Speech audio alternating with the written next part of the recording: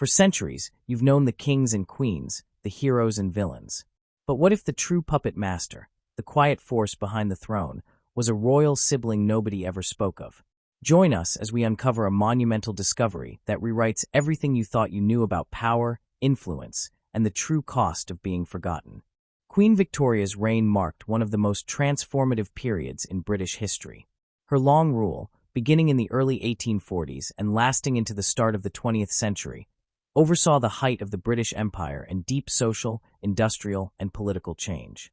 Her name came to define an entire age, an era known for its strict values, its rapid modernization, and its complex web of royal connections that stretched across Europe. The Queen herself was not only a symbol of imperial strength, but also the matriarch of a vast family network that shaped the destinies of numerous European monarchies. Among her 9 children, several became highly visible figures in the politics and public life of the continent, while others, though important in their own way, gradually slipped into the shadows of history. One such figure was Princess Helena of the United Kingdom, a woman whose story remains surprisingly little known despite her place at the heart of the royal family. When speaking of Queen Victoria's children, the names most often remembered are those tied to power, tragedy, or scandal. The eldest, Victoria, Princess Royal, became the German empress through her marriage to Frederick III, linking the British crown to the Prussian royal house. Albert Edward, the Prince of Wales, later King Edward VII, inherited the throne and embodied a new, more socially dynamic monarchy. Princess Alice, remembered with sorrow, died young after a life marked by compassion and the early spread of hemophilia in her descendants, a condition that would later affect several royal families of Europe. Alfred, Duke of Edinburgh, made his career in the Navy and later became Duke of Saxe-Coburg and Gotha. Princess Louise was famous for her artistry and independence, while Prince Arthur and Prince Leopold each played notable public and military roles. The youngest, Princess Beatrice, stayed closest to Queen Victoria and was regarded as her constant companion and caretaker. In the midst of these better-known siblings stood Princess Helena, the 3rd daughter and 5th child, whose presence in the royal record seems muted compared to theirs. Yet her life reveals a great deal about duty, restraint, and the quieter forms of influence within a royal household. Born in the mid-19th century, Princess Helena grew up during the peak of the Victorian monarchy's confidence and stability. She shared with her brothers and sisters a strict upbringing shaped by the moral and emotional intensity of their parents. Queen Victoria and Prince Albert were deeply involved in their children's education and conduct, insisting on discipline and a sense of purpose that reflected their view of monarchy as a form of moral leadership. While the elder children often received broader attention due to their political marriages or future roles, Helena's path was determined by more domestic and charitable expectations. She was known from an early age for her practical mind, loyalty, and sense of responsibility, traits that would later define her adult life. Princess Helena married Prince Christian of Schleswig-Holstein in the mid-1860s. The match was not grand by royal standards, lacking the political weight of her siblings' alliances. The union reflected Queen Victoria's personal preference for keeping her children near her, as Prince Christian, though of noble birth, had neither great fortune nor an independent throne. This allowed Helena to remain close to her mother at a time when the Queen increasingly relied on her daughters for companionship following the death of Prince Albert. The marriage proved stable and affectionate, though modest in its public impact. The couple settled in Britain, dividing their time between various royal residences, including Frogmore and Cumberland Lodge in Windsor Great Park, where they lived for many years. Princess Helena's life as a royal woman was shaped by service and duty rather than political ambition. Unlike her sister the Princess Royal, who became deeply involved in the politics of Germany, or her brother Edward, who moved in circles of influence and diplomacy, Helena's role centered on domestic and charitable concerns. She was among the first members of the royal family to dedicate significant time to nursing and welfare organizations. She became involved with the British Red Cross and was a founding president of the Royal School of Needlework, which sought to preserve traditional crafts while providing employment for women. Later, she supported the Army Nursing Service and the Workhouse Nursing Association, lending her name and effort to causes that improved conditions for women and the poor. Though such work may seem routine today, in the context of her time it represented a quiet form of social reform. Royal endorsement gave legitimacy to public service, and Helena's commitment helped set a pattern for later generations of royal women who took on charitable work as part of their official duties. Despite her good works, Princess Helena did not enjoy the same degree of admiration or press attention as some of her sisters. Part of this stemmed from the limited scope of her position. She lacked the glamour of Princess Louise, whose artistic and independent spirit fascinated the Victorian public, or the dramatic tragedy associated with Princess Alice. Furthermore, Helena's husband's obscure background placed her in a delicate position within the hierarchy of European royalty. The Schleswig-Holstein question, a complicated dispute between Denmark, Prussia, and Austria over territorial claims, had long caused tension among the powers, and her marriage into that ducal family carried little prestige. While Queen Victoria approved of the match for personal reasons, others in royal circles saw it as socially unremarkable. As a result, Helena's visibility in international affairs was minimal, and her activities remained largely confined to the British royal orbit. Another reason for her limited historical presence lies in the nature of her personality and the records that survive. Unlike her siblings, Helena left behind relatively few dramatic episodes or political intrigues. Her correspondence, though extensive, revolves mostly around domestic matters and family relationships.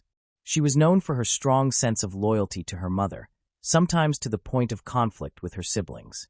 The family correspondence shows that she could be outspoken and occasionally difficult, especially in her insistence on maintaining close ties with the Queen.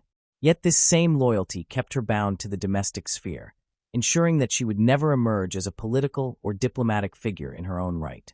The structure of Victorian memory also played a role in shaping Helena's obscurity. Queen Victoria's reign produced a vast archive of documents, portraits, and public imagery that celebrated certain ideals of monarchy. Figures who embodied national pride, tragedy, or moral virtue tended to receive greater attention from later historians. Princess Helena, by contrast, represented continuity and routine, qualities less likely to capture the imagination of biographers or the public. Even within the royal family's official narratives, her story was often summarized briefly, overshadowed by more eventful lives. This was not because she lacked importance, but because her importance was quiet, embedded in the daily functioning of the royal household and the charitable institutions she supported. After Queen Victoria's death in the early 20th century, Helena's public role diminished further. Her husband's health declined, and she spent much of her later life at Cumberland Lodge, maintaining correspondence with her surviving siblings and continuing her charitable work. The new century brought changes to the monarchy, as Edward VII sought to modernize its image and adapt to a different kind of public life. The generation that followed, including George V, shifted the focus of royal duty toward the nation's evolving democratic and imperial structure. In this environment, Helena's reserved, traditional approach seemed rooted in a bygone era. Yet she remained respected within royal circles as a symbol of continuity, one of the last direct links to Queen Victoria's immediate household. Princess Helena's death in the early 20th century went largely unnoticed by the wider public, marking the quiet close of a life lived in service rather than spectacle. Her children, though noble, did not rise to significant prominence, and her line gradually blended into the broader web of European aristocracy. As a result, she became a footnote in the biographies of her more famous relatives, remembered primarily as a dutiful daughter and a competent organizer of royal charities. Still, her story invites reflection on how history values certain forms of influence over others. The Victorian image of monarchy rested on public ceremony and imperial achievement, but it also depended on the daily labor of figures like Helena, who sustained the moral and social ideals of the age without seeking recognition. One might ask whether Princess Helena's obscurity was the result of deliberate sidelining or her own choice of a quieter life. The answer likely lies somewhere between the two. Queen Victoria's household was a complex web of affections and expectations, and each child's destiny was shaped by both circumstance and personality. Helena's temperament, practical rather than ambitious, inclined her toward stability and service. She did not seek to challenge convention as some of her sisters did, nor did she possess the political platform of her brothers. At the same time, historical attention has always favored figures associated with power, beauty, or tragedy, leaving little room for those whose lives unfolded without great drama. Thus, Helena's near erasure from public memory may reflect both her own restraint and the selective memory of historians. Examining Helena's life also offers a glimpse into the gendered structure of Victorian royalty. The daughters of Queen Victoria were often used as instruments of diplomacy, their marriages arranged to strengthen alliances across Europe. Yet not all could be placed on thrones, and those who remained in Britain were expected to embody domestic virtue and loyalty to their mother. Helena fulfilled that expectation more completely than most, devoting her energies to family and philanthropy. This role, though less celebrated, was crucial in maintaining the moral authority of the monarchy at a time when Britain's social order faced growing criticism. The Queen's insistence on female duty and respectability found a quiet champion in Helena, whose life represented the steady, unglamorous side of royal service. In many ways, Helena anticipated the modern idea of a working royal, a member of the family who supports charitable institutions rather than ruling directly. Her involvement with nursing reform, women's employment, and the preservation of traditional crafts reflected an early awareness of social responsibility within the royal framework. While she never became a public icon, her efforts contributed to shaping the model of royal philanthropy that endures today. The later visibility of figures such as Queen Mary, the Queen Mother, and the Princess Royal in charitable leadership can trace part of its lineage back to Helena's example. Helena's correspondence with her siblings, particularly Princess Louise and Princess Beatrice, reveals a complex network of affection, rivalry, and shared duty. She sometimes clashed with them over access to the Queen and differing views on family matters. These tensions, while minor in the broader scope of royal history, show her as a woman of conviction rather than passivity. She valued order, tradition, and loyalty, qualities that made her a dependable if not dramatic presence within the family circle. To modern readers, this steadfastness may appear unremarkable, but in the context of Victorian expectations, it represented a meaningful form of strength. Her personal interests extended beyond charity to literature and music, and she maintained friendships with several artists and writers of her day. Though she did not cultivate the public artistic identity that her sister Louise embraced, she supported cultural initiatives through patronage and correspondence. Her commitment to education and craftsmanship, particularly in the Royal School of Needlework, reflected her belief in the dignity of labor and the moral worth of skill, ideas that resonated with the social reform movements of her time. In this sense, she belonged to the generation of upper-class women who sought to reconcile privilege with service, using their position to create opportunities for others without challenging the social hierarchy outright. The limited attention paid to Helena in popular history underscores how selective collective memory can be. Historians and readers alike are drawn to figures who embody change or controversy, while those who preserve continuity often fade from view. Yet the endurance of the British monarchy owes as much to stability as to transformation. Princess Helena's life, though quiet, represents the thread of constancy that ran through the royal family's evolution. Her example reminds us that influence can take many forms, and that not all contributions to history are measured by public acclaim. If one were to imagine how Helena might have been remembered had she lived in a different age, it is possible that her dedication to social causes would have earned greater recognition. In today's world, where royal philanthropy and humanitarian work are widely publicized, her efforts would likely have been more visible. But in the rigidly hierarchical and gender-conscious world of Victorian Britain, such roles were seen as extensions of female duty rather than independent achievements. Consequently, her life was recorded with respect but little celebration, confined to the margins of a story dominated by monarchs, reformers, and empire builders. Princess Helena's legacy lies not in great events, but in enduring values. She embodied the ideals of loyalty, service, and modesty that underpinned the moral framework of her mother's reign. Her steady support for charitable work helped shape the image of the British royal family as patrons of benevolence, an image that continues to this day. Though she may never have sought fame, her example illustrates how quiet dedication can sustain an institution through generations of change. In her restraint, she preserved a sense of purpose that bridged the gap between personal duty and public service, leaving behind a legacy that, while seldom acknowledged, remains woven into the history of the Victorian monarchy. Princess Helena of the United Kingdom was not erased so much as overlooked, her story eclipsed by the brilliance and drama of those around her. Yet in the soft shadows of royal history, she stands as a figure of constancy, a woman who chose service over ambition and steadiness over spectacle. Her whispers, though faint, still echo through the long corridors of Windsor and the enduring traditions of royal charity that she helped shape. In remembering her, we glimpse the quiet heart of an empire too often defined by its louder voices. Princess Helena, the fifth child and third daughter of Queen Victoria and Prince Albert, entered the world during a time when the British Empire stood firm in its confidence and ambition. The royal household was a center of discipline, education, and carefully managed public image. Yet within that grand and structured environment, each of Victoria's children developed their own distinct roles, shaped by temperament, circumstance, and the expectations of their formidable mother. For Helena, the path she followed was neither that of a political figure nor a celebrated royal beauty. Instead, it became one defined by influence exercised quietly, often unseen, through loyalty, intelligence, and an understanding of the subtler forms of power that moved beneath the polished surface of royal life. From her earliest years, Princess Helena lived under the watchful eyes of two parents who believed deeply in order and moral strength.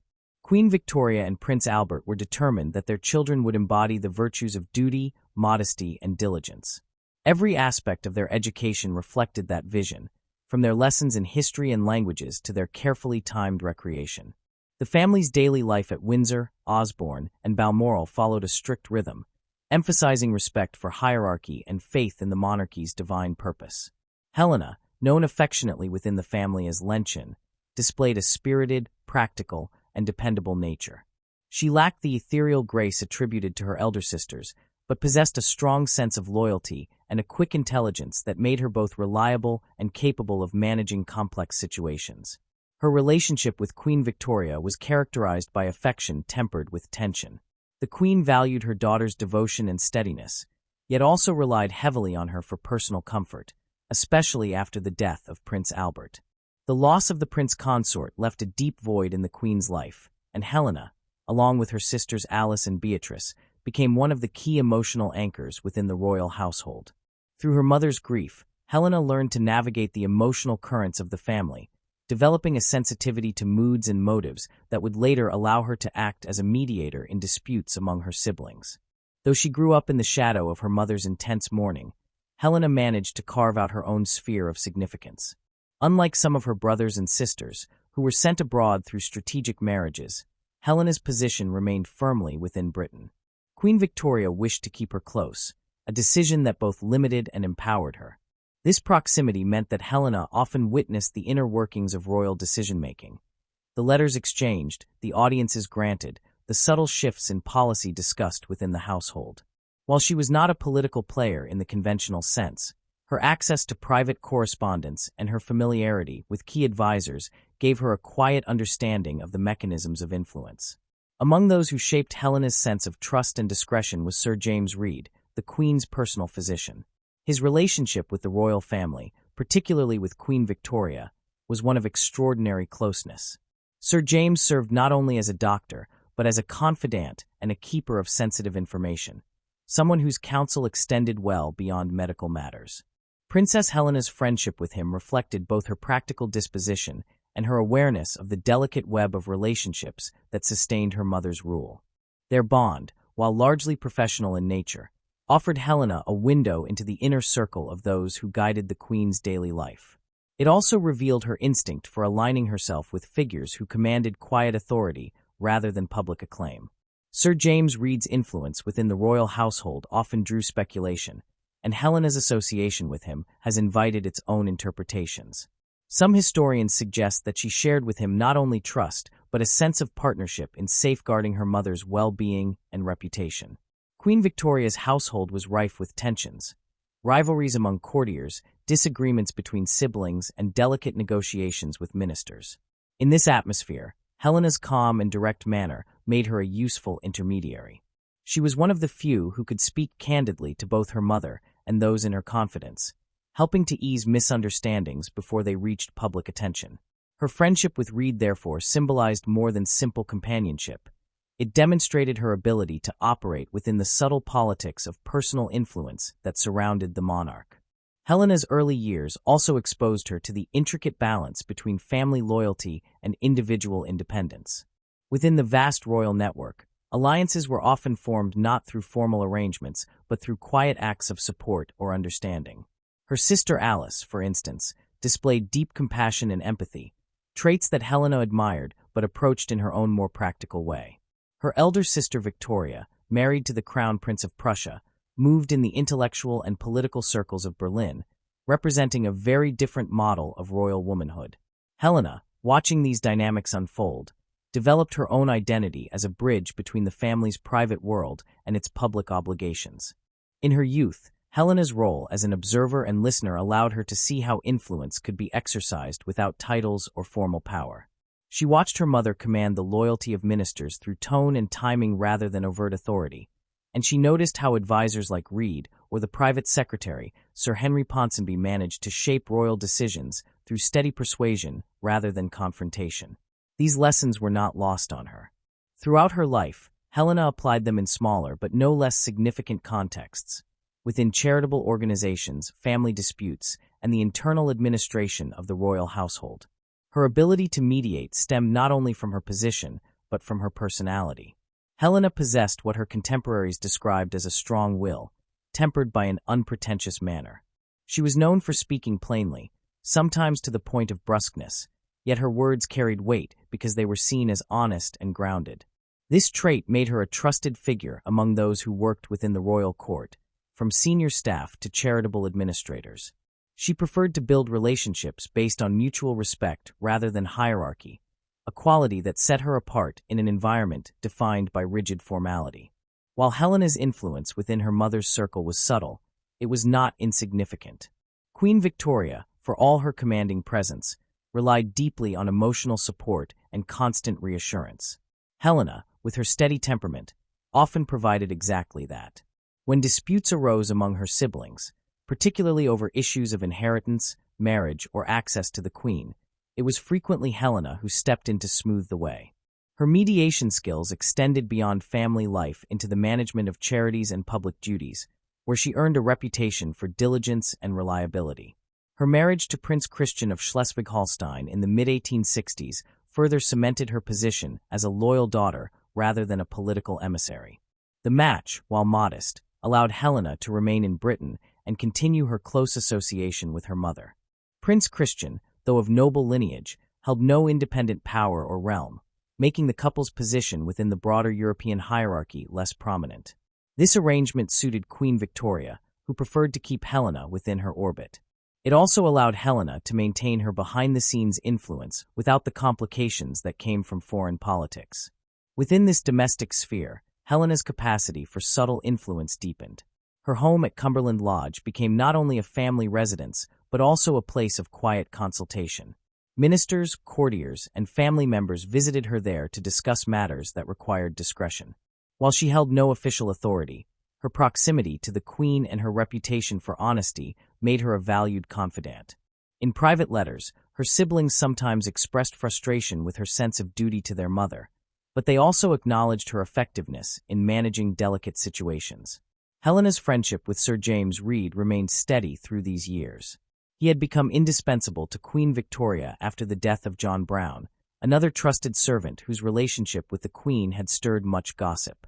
Reed's Scottish straightforwardness and medical expertise won him the Queen's confidence, and Helena's rapport with him likely reflected mutual respect born of shared responsibility. Together, they formed part of a circle that shielded Queen Victoria from external pressures and managed the intricate dynamics of her household. Through this connection, Helena was privy to the moods and concerns that influenced her mother's decisions, and she sometimes acted as a conduit for communication between the Queen and her family or advisors. In this role, Helena exhibited what might be described as shadowed influence. She never sought attention, yet her presence was felt in the background of many decisions.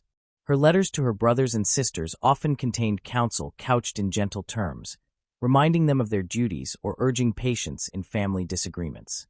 Such interventions rarely reached public notice, but they reveal a mind attuned to the preservation of harmony and order within the royal structure. Her influence thus lay not in commanding others, but in maintaining the balance that allowed the monarchy to project stability. Helena's early experiences within the royal household had also taught her the limits of personal ambition.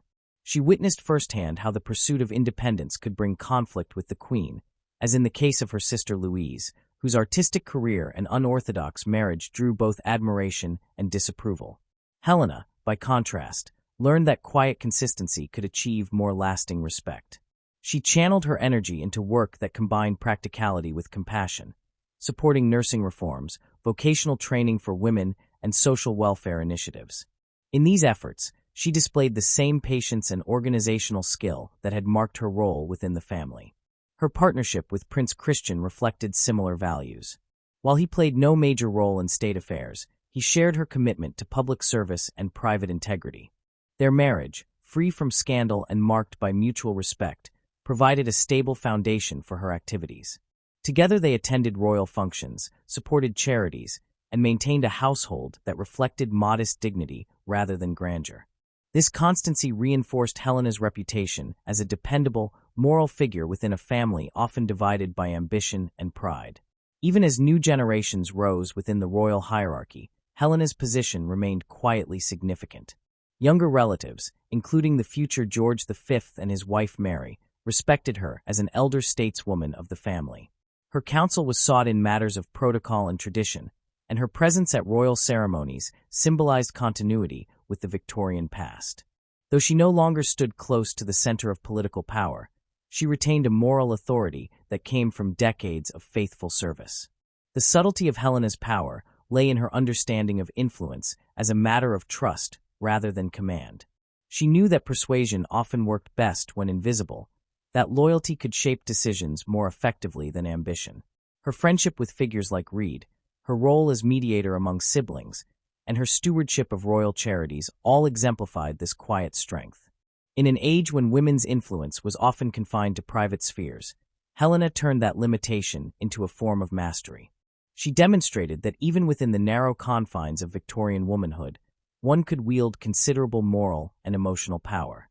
In her later years, as Queen Victoria aged and the next generation prepared to take the throne, Helena's influence became more discreet but no less meaningful.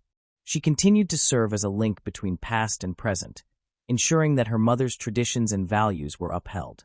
Her correspondence reveals a woman deeply aware of her family's place in history, yet modest about her own role within it. She often wrote of her hope that duty and faith would guide the monarchy through the changes of the new century. After Queen Victoria's death, Helena's connection to figures like Sir James Reed remained strong, though his own influence declined as new advisors took prominence under King Edward VII. Helena's loyalty to the memory of her mother never wavered, and she maintained many of the charitable causes they had shared. The quieter political atmosphere of the early 20th century suited her temperament. She preferred stability to innovation, continuity to reform. Yet her legacy, though largely invisible, can be traced in the enduring patterns of royal service and discretion that still define the British monarchy. To understand Helena's life is to recognize how influence can exist in silence. She was not a reformer in the public sense, nor a leader in the political arena, but she shaped the tone and character of those who were. Her relationship with Queen Victoria exemplified the deep personal ties that underpin the power of monarchy, ties sustained by trust, affection, and mutual dependence. Her connection with Sir James Reed demonstrated her instinct for aligning herself with individuals whose influence rested on integrity rather than ambition. And her role as mediator within her family showed how emotional intelligence could serve as a stabilizing force in times of tension. Princess Helena's life invites a broader reflection on the nature of power itself. In every age, history tends to remember those who act loudly, who make declarations and take visible stands. Yet beneath that surface exists another realm of influence, one that depends on patience, observation, and quiet resolve. Helena operated within that realm, shaping the currents of her family's life without leaving a loud trace. She understood that her position, though limited by convention, gave her a vantage point from which she could guide, advise, and temper the actions of those around her. By the time she reached old age, Helena had witnessed the transformation of her family from the height of imperial splendor to the dawn of a new, more uncertain era. Empires were shifting, technologies were reshaping daily life, and the monarchy itself was adapting to a changing society. Through all of this, she remained steady, preserving the values instilled by her parents: duty, faith, service, and restraint. Her life, when seen in full, forms a bridge between the grand narrative of the Victorian Empire and the quieter, more personal stories that sustained it. Her whispers of influence, once confined to the corridors of royal residences and the confidences of trusted allies, continue to resonate as part of a larger truth about history, that not all power is visible, and not all legacies bear the marks of fame. In remembering Princess Helena, we encounter the subtle strength of a woman who shaped her world through patience, loyalty, and quiet wisdom. Proof that even in the shadow of a throne, a steady hand can leave a lasting mark. Princess Helena's life, often overlooked in the grand sweep of Victorian and Edwardian history, reveals a woman who wielded her influence not through grand gestures or public triumphs, but through a deep and lasting commitment to service, compassion, and diplomacy. She was in many ways a silent architect, one who quietly shaped elements of royal policy, social reform, and cultural development in ways that were subtle but enduring. While her siblings commanded public attention through their political marriages, scandals, or tragedies, Helena worked behind the scenes, using the channels available to her as a royal woman to promote ideas that would eventually become cornerstones of modern royal duty. Her work in nursing, public health, the arts, and family diplomacy reflected not only personal conviction, but also a deep understanding of how quiet persistence could shape the future far more effectively than fleeting displays of power. In the years following her marriage to Prince Christian of Schleswig-Holstein, Helena became increasingly active in the public sphere, though her activities always bore the hallmarks of modesty and discretion. One of her earliest and most lasting contributions was her advocacy for nursing and public health. The mid to late 19th century was a period of rapid social transformation in Britain. Industrialization had brought both prosperity and profound suffering, as cities grew overcrowded and disease spread easily among the poor. Public health reform became a pressing issue, and although women were not directly involved in policy-making, royal patronage could draw attention to neglected causes and lend credibility to reformers. Helena, with her practical nature and commitment to service, recognized this and used her position to champion organizations that worked to improve medical care and the professional status of nurses.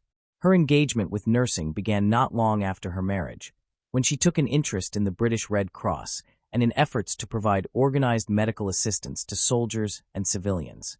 The wars of the century, from the Crimean to later colonial conflicts, had exposed the inadequacies of military and civilian medical systems. Inspired by the example of Florence Nightingale, Helena supported initiatives that aimed to standardize nursing education and elevate the profession's moral and social standing. She became a founding member and later president of the British Nurses Association, established to create a register of trained nurses and advocate for their professional recognition. Though she was not a reformer in the radical sense, her backing gave legitimacy to a movement that faced resistance from conservative elements within the medical establishment. Her involvement in these causes extended beyond ceremonial patronage. She corresponded with leading figures in public health and used her influence within the royal household to draw the Queen's attention to nursing reform. Queen Victoria, though often cautious about public change, respected her daughter's judgment on practical matters. Helena's advocacy for trained nurses in royal hospitals, as well as her support for improved conditions in workhouses and infirmaries, found echoes in the broader royal agenda of promoting moral and social improvement. Her efforts indirectly shaped the monarchy's growing role in health and welfare initiatives, a tradition that would be carried on by later generations. By lending her name to professional nursing organizations, she helped establish a precedent for royal endorsement of healthcare reform, an influence that, while subtle, contributed to the gradual acceptance of nursing as a respected vocation rather than an act of charity. Her engagement with public health was also personal. Throughout her life, Helena maintained a close relationship with her mother's physicians, including Sir James Reed, and took an active interest in medical discussions within the royal circle. She had witnessed the devastating impact of disease in her family, the death of her sister Alice from diphtheria and the recurring illnesses of her brother Leopold, and she understood how medical progress could alleviate human suffering. Her advocacy was not driven by politics, but by a profound sense of moral duty, one rooted in her faith and upbringing. For Helena, caring for the sick and improving living conditions were expressions of Christian responsibility, not acts of social ambition. Yet, in advancing this philosophy, she helped shift public attitudes toward healthcare, giving it a dignity that would later underpin the development of modern medical services. Beyond healthcare, Helena played a pivotal role in the cultural life of her era, most notably through her patronage of the Royal School of Needlework. Founded in the early 1870s, the school was established to preserve traditional embroidery techniques while providing employment for women who needed to earn a living. The Industrial Revolution had disrupted many artisanal crafts, and there was growing concern among artists and reformers about the loss of skill and artistry in everyday objects. Helena's support for the school reflected her broader belief in the moral value of work and craftsmanship. She saw in it not only an opportunity to revive beauty and tradition, but also a means of giving women economic independence within socially acceptable boundaries. Her involvement with the Royal School of Needlework was far from symbolic. She served as its first president and took an active interest in its operations, visiting regularly and corresponding with its founders about design standards, training programs, and exhibitions. Under her patronage, the school became a center for the revival of embroidery as an art form, attracting commissions from across Britain and beyond. The school's work was displayed at international exhibitions and earned praise for its combination of technical excellence and aesthetic refinement. Helena's influence helped connect the institution to the broader arts and crafts movement, which sought to restore integrity and craftsmanship to the industrial age. The cultural impact of Helena's patronage extended into the royal household itself. Many of the ceremonial textiles used in royal events, including coronation robes, altar cloths, and furnishings, were produced under the auspices of the Royal School of Needlework. This not only reinforced the school's prestige, but also embedded its aesthetic within the national identity. Helena's quiet insistence on quality and authenticity helped define the visual culture of late Victorian Britain. While her name rarely appeared in accounts of the movement, her role as patron and advocate ensured that the ideals of craftsmanship and dignity in labor found a respected place within royal tradition. Helena's engagement with art and craft also reflected her personal philosophy. She believed that beauty and utility were not opposing forces but complementary ones, and that moral worth could be expressed through skillful, honest work. Her involvement in the Royal School of Needlework thus bridged the worlds of social reform and cultural renewal, aligning her with a network of artists, educators, and philanthropists who shaped the aesthetics of her age. Although figures like William Morris and John Ruskin are more often associated with the movement, Helena's contributions provided an essential link between artistic ideals and practical implementation. Her position within the royal family gave legitimacy to what might otherwise have been dismissed as eccentric or elitist pursuits. Yet her influence did not stop with social and cultural initiatives. Within the royal family itself, Helena's role as mediator and counselor was perhaps her most enduring contribution. From her early adulthood, she found herself navigating the intricate web of relationships that defined the Victorian monarchy. The children of Queen Victoria were scattered across Europe, many married into foreign courts where politics and family matters often collided. Misunderstandings and rivalries were frequent, and Queen Victoria's strong will made reconciliation difficult. Helena, with her steady temperament and tactful nature, often served as the bridge between her mother and her siblings, carrying messages, smoothing tempers, and fostering a fragile sense of unity. Her diplomatic skills were honed through years of intimate familiarity with her mother's moods and expectations. She understood how to phrase criticism without giving offense, and how to present difficult truths in ways the Queen could accept. This ability made her invaluable at times when communication within the family threatened to break down. When disputes arose over issues such as inheritance, court appointments, or royal protocol, Helena frequently intervened behind the scenes. Her letters reveal a woman conscious of her delicate position, but confident in her capacity to influence outcomes through patience and sincerity. One notable example of her quiet diplomacy occurred during the later years of Queen Victoria's reign, when tensions among the siblings were heightened by differing views on the monarchy's direction. The Prince of Wales, later Edward VII, sought to modernize court life and ease some of the moral rigidity that had defined their mother's rule. His liberal social circle and more relaxed attitude often clashed with the Queen's conservative sensibilities. Helena, though personally traditional, understood her brother's perspective and acted as a go-between, encouraging compromise rather than confrontation. Her communications helped prevent several potential rifts from escalating, ensuring that family disagreements remained private rather than erupting into public scandal. Helena's mediating influence extended beyond Britain's borders. Her sister Victoria, the German Empress, often found herself at odds with her mother over matters of German politics and royal protocol. The Queen, deeply mistrustful of Prussian militarism, frequently expressed her disapproval in letters that were both frank and hurtful. Helena, aware of the damage such correspondence could cause, sometimes softened the tone of messages or explained their intent in gentler terms. In doing so, she preserved a degree of goodwill that allowed mother and daughter to maintain contact even during periods of political strain.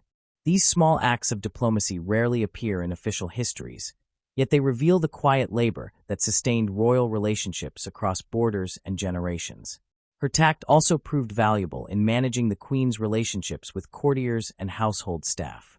Queen Victoria's deep attachments to certain servants, first John Brown and later Sir James Reed, often provoked resentment within the family. Helena's friendship with both men positioned her uniquely to mediate between her mother and those who disapproved of these relationships. She defended the loyalty of such figures while maintaining respect for her siblings' concerns, balancing personal affection with social propriety. In this way, she helped prevent minor disputes from becoming public embarrassments, preserving the dignity of the monarchy during sensitive times. Even after Queen Victoria's death, Helena continued to serve as a stabilizing influence within the royal family. The transition to the reign of Edward VII brought significant change, as the new king sought to modernize the monarchy's public image. Many of the old household routines and courtiers were replaced, creating unease among those who had served the previous queen. Helena's presence offered continuity, and her long experience of family politics made her a trusted advisor to younger members. Her counsel emphasized patience, duty, and the importance of unity, a message that resonated in a family accustomed to both privilege and tension. Her diplomatic gifts were matched by an ability to remain detached from ambition. Unlike some royals, Helena never sought to expand her influence through public spectacle or personal advancement. She understood that her power lay in discretion. This restraint earned her respect not only within the family, but also among those who interacted with the monarchy professionally. Ministers, doctors, and charitable leaders regarded her as reliable and honest, qualities that are often undervalued but essential in maintaining trust. Through this combination of integrity and humility, she strengthened the moral foundation of the royal household at a time when public faith in monarchy was increasingly tested. Helena's contributions to social welfare, culture, and family diplomacy illustrate the diverse forms that influence can take. She never issued decrees, led political campaigns, or sought credit for reforms, yet her fingerprints can be found on many of the quiet transformations that define the late Victorian and early Edwardian eras. Her support for professional nursing helped elevate a vital field from charitable obscurity to national respectability. Her patronage of the Royal School of Needlework preserved artistic traditions and provided dignified work for women. Her behind-the-scenes diplomacy maintained familial harmony during years of political and personal turbulence. Each of these achievements reflects a distinct aspect of her personality: compassionate, practical, and deeply loyal. In considering Helena's legacy, it becomes clear that her greatest strength lay in her understanding of continuity. She saw her role not as a vehicle for change in the revolutionary sense, but as a means of guiding transformation with grace and stability. Her work in nursing anticipated the later royal involvement in healthcare, seen in the patronage of hospitals and medical charities by subsequent monarchs and consorts. Her support for craft and design helped establish a royal tradition of engagement with the arts that continues to enrich British culture.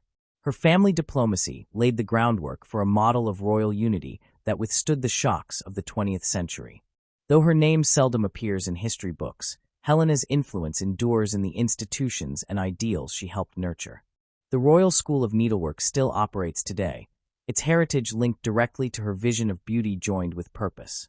The professional nursing organizations she championed evolved into pillars of the British healthcare system, guided by the same principles of compassion and competence she upheld. Even the tone of modern royal philanthropy, quiet, consistent, and service-oriented, owes something to her example.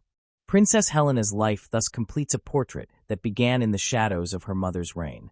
From the obedient daughter who learned to navigate a world of strict expectations, she became a figure of quiet authority, a guardian of values that transcended her time. Her whispers of influence, though never proclaimed from a throne, shaped the moral and cultural landscape of her age.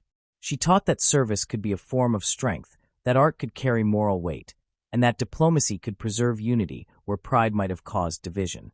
In every thread of fabric stitched by the Royal School of Needlework, in every nurse trained under the associations she supported, and in every act of royal charity carried out with humility, there lingers the subtle touch of Princess Helena, the silent architect who, without fanfare, helped build the lasting foundations of modern royal life. The story of Princess Helena of the United Kingdom, fifth child and third daughter of Queen Victoria and Prince Albert, does not stand among the celebrated chronicles of her age. She left no scandal, founded no dynasty, and never courted public adoration. Yet behind the quietness of her life lies a deeper mystery, the deliberate fading of her memory from the broader narrative of royal history. As decades passed, the records of her work in nursing, charity, and culture grew dim, while her name slipped into the background of biographies devoted to her siblings. To understand why history forgot Princess Helena is to confront the mechanisms that decide whose lives are remembered and whose are set aside. Her obscurity was not simply an accident of circumstance, but the result of political calculation, social expectation, and the quiet forces of historical preference that favor spectacle over service. When examining the motives for her erasure, one must first consider the nature of monarchy itself during and after the Victorian age. The British crown was not only a symbol of continuity, but also a mirror reflecting the ideals that society wished to see in itself. Queen Victoria's family embodied a carefully curated vision of moral virtue, domestic harmony, and imperial responsibility. Each of her children played a part in sustaining that image, though not all could occupy the same spotlight. The heir, the Prince of Wales, naturally became the focus of political and social attention. The eldest daughter, the Princess Royal, gained prominence through her marriage to the future German emperor, linking Britain to continental power. The tragedies of Princess Alice and Prince Leopold inspired sympathy and gave their stories the dramatic tension that biography loves. Princess Beatrice, the youngest, earned attention by remaining her mother's devoted companion until the Queen's death. Amid these defined roles, Helena's steady and uncontroversial life offered little to feed the public imagination. Her lack of a direct claim to the throne certainly contributed to her fading from view. In royal historiography, proximity to succession often determines visibility. Figures like Helena, whose positions were neither politically strategic nor romantically scandalous, easily slipped into the periphery. The monarchy's focus on heirs and dynastic alliances meant that those whose influence operated in domestic or charitable realms were often treated as supplementary. Helena's marriage to Prince Christian of Schleswig-Holstein, while personally stable, lacked the diplomatic weight that made her siblings' union significant. Her children, though respectable, did not marry into the great royal houses of Europe, and their lives remained largely private. Without descendants of high rank to preserve her legacy or defend her memory, Helena's name gradually receded from historical attention. There was also a more subtle reason for her disappearance. Her work and character contradicted the kind of narratives historians of the time preferred. Victorian and early Edwardian chroniclers, mostly male, tended to celebrate women who were either saintly symbols or tragic heroines. Princess Helena was neither. She was not martyred by early death like her sister Alice, nor was she an icon of beauty or rebellion like her sister Louise. Her strength was administrative, her passion rooted in practical service. Such qualities, essential though they were to the functioning of royal philanthropy, did not fit the romantic mold that 19th-century writers found compelling. Even later historians, writing in the 20th century, often favored personalities who could be dramatized in relation to power, politics, or emotional conflict. Helena's quiet consistency, her avoidance of drama, and her preference for duty over distinction made her an awkward subject for grand narrative. The political environment of her time also played a part in shaping her posthumous obscurity. During Queen Victoria's later years, the royal family's influence was immense but also carefully controlled. The Queen herself managed her public image with precision, approving official biographies and correspondence that supported her chosen version of events. She adored her daughters, but was wary of how they were portrayed. Some were elevated as models of virtue. Others were quietly minimized to maintain decorum or avoid controversy. Helena's loyalty, though unquestioned, came with occasional conflicts. She could be outspoken, even stubborn, and she sometimes disagreed with her siblings about their treatment of the Queen or their conduct in family matters. Such candor may have made her inconvenient to the idealized image the monarchy wished to project. By emphasizing the stories of her more compliant or tragic daughters, Victoria's biographers helped entrench a hierarchy of memory in which Helena appeared only as a background figure, dutiful, dependable, and unremarkable. The transition to the reign of Edward VII further accelerated her fading. The new king sought to distance his court from the strict moral codes of his mother's era. He cultivated an image of modernity, sociability, and elegance that contrasted with the somber domestic tone of the late Victorian years. Within this changing atmosphere, Helena's conservatism appeared outdated. Her devotion to traditional forms of service, her attachment to old charities, and her guarded approach to social change placed her on the margins of a royal family reinventing itself for a new century. Official accounts of the monarchy under Edward emphasized progress and glamour. There was little room in that narrative for a princess whose virtues belonged to an older moral world. Historians who later chronicled the Victorian age tended to follow the lead of contemporary journalists, focusing on those royal figures whose lives reflected the age's contradictions, its innovation and restraint, its grandeur and grief. Princess Alice's early death from illness provided a story of maternal sacrifice and loss that resonated with Victorian sentimentality. Princess Beatrice's lifelong devotion to her mother offered an image of filial piety perfectly suited to the legend of Queen Victoria's widowhood. Princess Louise's artistic independence appealed to modern readers interested in women who defied convention. Against these colorful portraits, Helena's practical achievements seemed plain, her life too orderly to capture imagination. Yet to dismiss Helena as merely dutiful is to misunderstand her significance. The fragmented evidence of her activities reveals a woman deeply engaged in the moral and social challenges of her time. Her work in nursing reform, her presidency of the Royal School of Needlework, and her patronage of women's employment initiatives were far from trivial. They represented early examples of what would later become a defining aspect of royal responsibility: the active participation in social welfare. By focusing public attention on health, education, and craftsmanship, Helena helped establish a model of royal service that combined compassion with professionalism. The fact that she did so without seeking acclaim perhaps explains why she was forgotten, but it also underscores her sincerity. The erasure of Helena's story reflects not only the biases of historians, but also the broader limitations placed on women's roles in public life. Victorian society valued female virtue, but distrusted female authority. Women who worked for reform were often expected to do so quietly, under the banner of morality rather than ambition. Helena understood this expectation and operated within it, using her royal position to advance causes that improved lives while avoiding overt political engagement. Her restraint protected her reputation, but also ensured her marginalization in the historical record.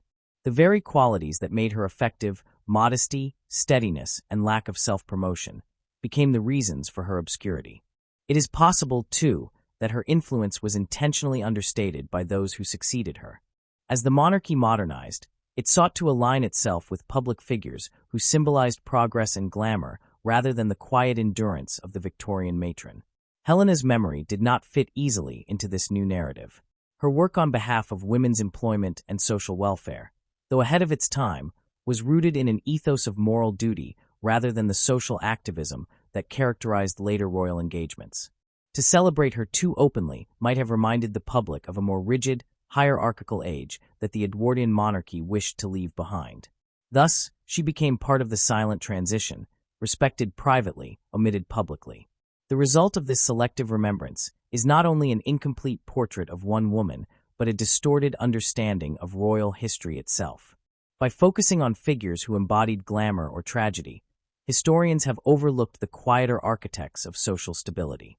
Helena's story reveals how monarchy functions not merely through public ceremony or political symbolism, but through daily labor, organization, and moral example. She represented the practical face of royal duty, the side that works quietly to uphold institutions, sustain charities, and cultivate relationships of trust. Her disappearance from the record deprives us of a model of leadership based on service rather than spectacle. The consequences of this forgetting extend beyond her individual legacy.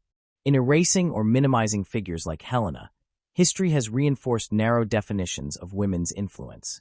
The stories that dominate are often those of queens, consorts, or rebels, women whose lives intersected visibly with power.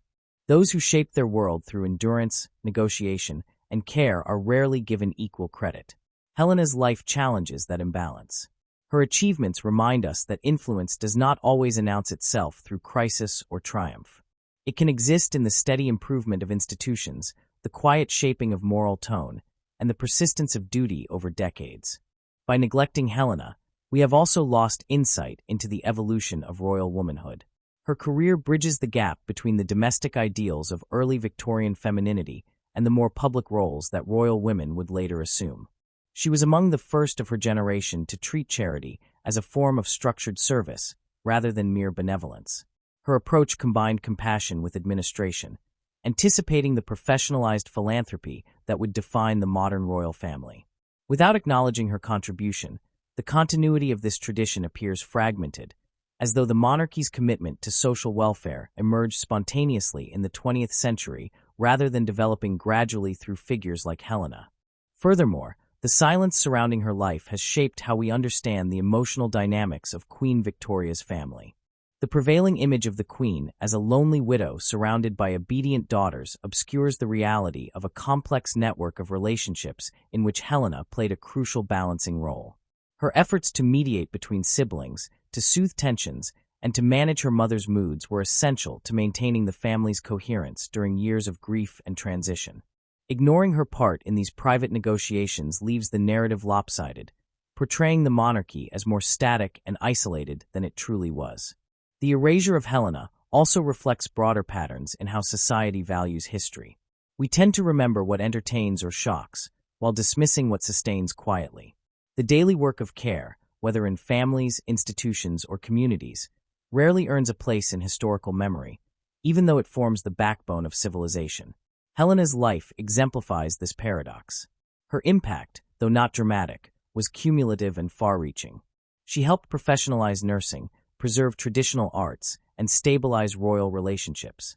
Each of these contributions, taken alone, might seem modest, but together they represent a legacy of continuity and compassion that shaped the moral framework of modern British monarchy. Re-examining her story also invites reflection on the broader question of historical authorship. The narratives that survive are not neutral. They are constructed by those with access to records and influence over publication. In Helena's case, much of her correspondence remained private, controlled by family or institutional archives that prioritized the reputations of more prominent figures. When later biographers turned to the Victorian period, they often found her name mentioned only in passing, her letters cited selectively or omitted entirely. Without advocates to restore her place, she remained a footnote rather than a chapter. Yet the fragments that do survive, letters, reports, meeting minutes, and the institutional histories of the charities she supported, tell a different story.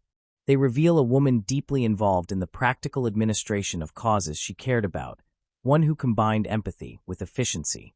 She was not content merely to lend her name to a charity, but insisted on understanding its operations and ensuring its financial integrity.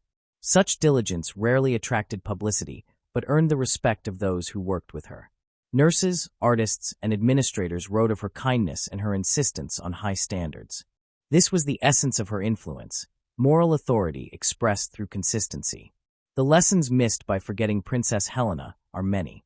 Her life offers a counterpoint to the assumption that significance requires visibility. In an age obsessed with recognition, her story reminds us that contribution is not measured by fame, but by effect. Her example challenges modern readers to reconsider how we define leadership and to acknowledge the value of those who build rather than command. By overlooking her, we have also neglected a vital strand in the history of women's work, the transformation of charitable activity into organized professional service. Her efforts anticipated modern understandings of gender, labor, and social responsibility, yet they remain largely unrecognized because they lacked the drama that history prefers. In remembering Helena, we gain more than an individual biography. We recover a dimension of the Victorian world that has long been hidden. She stands as a representative of countless women whose labor sustained families, institutions, and nations without earning headlines. Her life shows that influence need not be loud to be lasting, and that dignity lies as much in perseverance as in achievement. The silence surrounding her name is therefore not just a loss but a challenge, to listen more closely to the quiet voices that shaped history from behind the scenes. As we look back on the long arc of Queen Victoria's legacy, Princess Helena emerges not as a forgotten figure, but as an essential presence whose absence from popular memory distorts the picture of her time. She was the calm within the storm, the steady hand that guided without commanding, the bridge that connected generations. Her life, once dimmed by the preferences of historians and the politics of remembrance, deserves to be seen for what it truly was, a testament to the power of patience, service, and sincerity. To remember her now is to restore balance to the story of an era that valued duty above glory, but remembered only those who glittered most brightly. In the end, her quiet existence teaches the most enduring lesson of all, that history, like life itself, depends as much on those who hold it together as on those who stand at its center. In rediscovering Princess Helena's story, one begins to see that her life, once thought quiet and peripheral, resonates deeply with the modern world's evolving understanding of influence, recognition, and legacy. Her tale is no longer confined to the faded pages of royal genealogies or the polite footnotes of Victorian histories. Instead, it speaks to present concerns about whose voices history chooses to preserve and whose it allows to fade. In this age, where conversations about gender equality, invisible labor, and the rewriting of cultural memory have become central, Princess Helena emerges not as a figure from a distant past, but as a voice that still has something meaningful to say.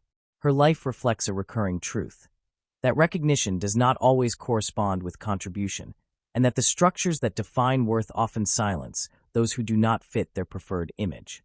In Helena's time, as in ours, visibility was shaped by power. The public image of royalty centered on the glamorous, the politically connected, or the tragically doomed. Those who labored in quiet service, particularly women, were often considered unremarkable, their work absorbed into the background of larger narratives. Yet, as contemporary society begins to re-examine the forgotten contributors of history, nurses, organizers, caregivers, and reformers, it becomes clear that figures like Helena anticipated much of what is now celebrated as progressive thought. Her influence, though unrecognized by her contemporaries, stands as an early example of how steadfast commitment to social welfare, education, and women's employment could reshape institutions from within. The rediscovery of Helena's legacy invites reflection on what it means to exercise agency within restrictive systems. Her world was one defined by hierarchy, duty, and expectation. A royal daughter in the Victorian court was expected to marry advantageously, maintain propriety, and embody virtue. Ambition, if it existed, had to be disguised as service. Yet Helena managed to turn those very expectations into tools for influence. By embracing her role as a patron of nursing and the arts, she transformed seemingly passive duties into active leadership. The organizations she supported became models for modern philanthropy, structured, accountable, and focused on empowering individuals rather than simply dispensing charity. She worked through networks of trust, using her position to lend legitimacy to causes that might otherwise have been dismissed. In today's terms, Helena might be seen as a figure of quiet feminist strength. She operated in a time when the word feminism had barely entered public discourse, yet her actions embodied its core principles: the belief in women's competence, independence, and capacity for leadership. By supporting professional women, particularly nurses and artisans, she helped shift social attitudes toward women's work. Her presidency of the Royal School of Needlework gave artistic labor the dignity of craftsmanship, turning what was once viewed as a domestic pastime into a respected profession. In doing so, she laid groundwork for the recognition of creative and manual skill as legitimate forms of contribution, an idea that continues to gain relevance in discussions about labor, art, and gender today. Helena's quiet assertion of agency also challenges modern assumptions about what empowerment looks like. The contemporary world often celebrates visibility as proof of success, equating power with public recognition. Helena's life reminds us that influence can exist in subtler forms, through negotiation, persuasion, and continuity. She did not confront the patriarchal system directly, but she learned to navigate it, to make it serve her purposes without ever appearing to resist. That strategy, though it may seem cautious by today's standards, was radical in its context. It represents a form of resilience that remains relevant for those who work within institutions that resist change. In the modern movement to recover women's histories, Helena's story demonstrates how the process of historical revisionism can restore balance to collective memory. For generations, historians relied on narratives shaped by political ambition and public image. These stories tended to center on monarchs, generals, and statesmen, leaving little room for those whose work was emotional, educational, or moral rather than political. The reevaluation of Helena's life exemplifies a broader trend in scholarship, one that seeks to understand history not just as a sequence of events led by great men, but as a network of relationships sustained by unseen labor. Her rediscovery aligns with ongoing efforts to uncover the lives of women whose influence was once hidden behind the facade of duty and domesticity. To study Helena today is also to question how we define progress. The Victorian age prided itself on invention and empire, yet its social structures constrained half its population. Helena's engagement with public health and education offered a quiet counter-narrative to the triumphalism of her era. She recognized that true progress depended not only on industrial power, but on compassion, discipline, and social care. Her advocacy for nursing reform, rooted in partnership with organizations like the British Red Cross and the Royal British Nurses Association, helped professionalize an occupation long regarded as lowly and unskilled. By lending her name and influence to these causes, she helped transform public perception of nurses from servants to professionals, a change that continues to define modern healthcare systems. Her legacy in public health extends beyond institutions. It lies in the moral framework she helped establish, the idea that service and professionalism can coexist, that empathy must be paired with expertise. In an age where healthcare once again faces global challenges, Helena's principles remain strikingly relevant. Her insistence on proper training, ethical standards, and respect for the dignity of labor anticipated the very foundations of modern medical ethics. Though she worked within the confines of her royal status, her efforts contributed to a culture in which competence, rather than class, began to define value in care work. Helena's influence in the arts follows a similar pattern of lasting yet understated importance. The Royal School of Needlework, which she championed for decades, survives to this day as a center of excellence in textile art and design. It has contributed to countless state occasions, from coronations to national commemorations, its work woven, literally and metaphorically, into the fabric of British heritage. Yet few remember that it was Helena who nurtured the institution during its early struggles, using her administrative skill to ensure its financial stability and social respectability. Her advocacy for needlework went beyond aesthetics. She saw in it a means of economic empowerment for women, a way to transform a traditional skill into a sustainable livelihood. That vision aligns closely with modern movements that seek to preserve traditional crafts while promoting fair labor and creative independence. Revisiting Helena's contributions also sheds light on the quiet diplomacy she practiced within her own family. As discussed earlier, she often acted as a mediator between her mother and her siblings, bridging divides that might have damaged royal unity. Her ability to maintain relationships across differing personalities and political loyalties reflected a talent for emotional intelligence that is increasingly recognized as a form of leadership today. The same patience and tact that defined her domestic role also informed her public work. She built networks of trust with philanthropists, artists, and medical professionals, proving that influence built on respect and understanding can endure longer than that imposed by rank or power. In connecting her life to present-day ideas, one sees that Helena embodies a broader truth about human history, that the most enduring contributions often come from those who seek not glory but purpose. Modern society, with its fascination for celebrity and spectacle, frequently overlooks the value of consistency and quiet leadership. Helena's rediscovery challenges this mindset. Her example invites reflection on how recognition is distributed and why certain stories dominate cultural memory. By examining her life, we confront our own tendencies to equate impact with visibility, and we learn to appreciate the power of those who operate behind the scenes. The growing field of gender history provides a framework for this rediscovery. Scholars have begun to explore how women within royal and aristocratic circles used their limited freedom to influence policy, culture, and social reform. Helena's career fits squarely within this context. Her letters and organizational records reveal a mind attuned to detail, diplomacy, and principle. She may not have written treatises or led movements, but she embodied a form of moral and administrative leadership that deserves recognition. Her rediscovery encourages further research not only into her own life, but into that of her contemporaries, royal women whose quiet efforts supported the foundations of modern civil society. The call to examine such figures is not merely academic. It carries moral and cultural implications. Every forgotten life represents a missed opportunity to understand the full texture of history. The exclusion of Helena and others like her has shaped public perceptions of both royalty and womanhood, reinforcing the notion that power must be visible to be real. Reassessing her story helps dismantle that illusion. It restores complexity to the image of the Victorian royal family, revealing that its influence depended not just on monarchs and ministers, but on women whose daily work sustained the moral authority of the crown. Encouraging others to explore these hidden histories can deepen our understanding of how societies evolve. For those interested in royal history, Helena's story provides a gateway to the study of lesser-known figures, princesses, consorts, and companions who shaped the tone and ethics of their times.